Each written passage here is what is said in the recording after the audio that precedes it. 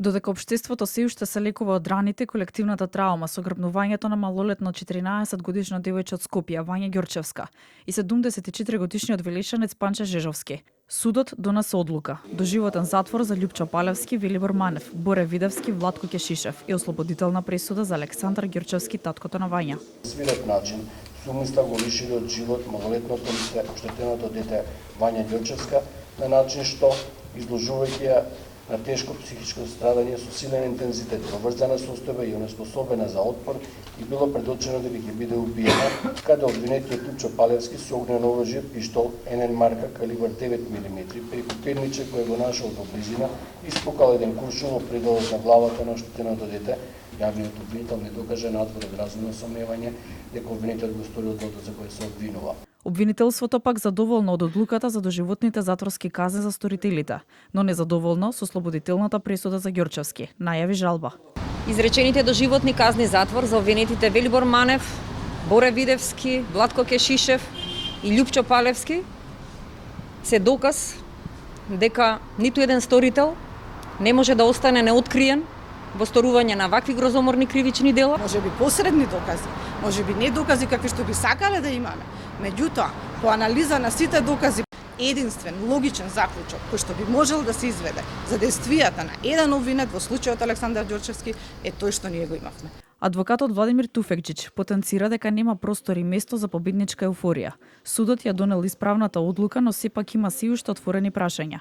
За обвинителките Туфекџиќ рече дека се конфузни од самиот почеток. Тој нагласи надлежните да одговорат дали со инволвирање на Ѓурчевски во случајот е направен дефокус од исказот на Манев, дека од 2022 година се кроеле планови и списоци за киднапирање и убивање луѓе, а според Туфекџиќ надлежните не ги детектирале навреме. Не ги добивме одговорите на три клучни прашања: зошто е киднапирано и убиено ова дете? Не добивме одговор на прашањето зошто по секоја цена се инсистираше да Александар биде дел од оваа постапка, иако од првиот момент се знаеше дека за него нема ниту еден доказ. Што значи, должни се институциите кои ја раководеле оваа истрага да дадат одговори на овие прашања. Според адвокатите на Палевски, Видевски и Ќешишев, нема доволно докази за кривичните дела и сметаат дека судот не ги зел в предвид нивните докази. Најавија жалби. Како што почна, така заврши овој циркус.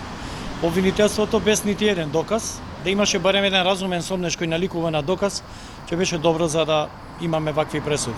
Судот ги ослободува обвинетите од грабнувањето на Панче Жежовски. Па јас би запрашал како го убија, а не го грабнаа. Тоа е првата работа.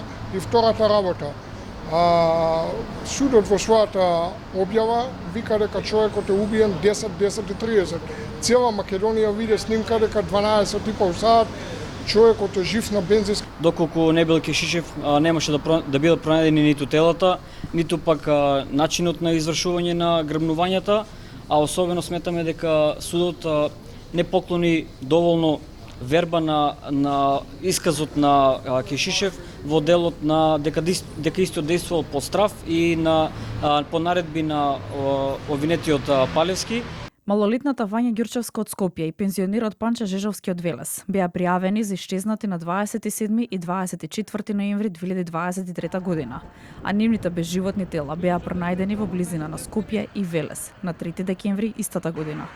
Судскиот процес го водеше судијата Ивица Стефановски, а истиот започна минатата година.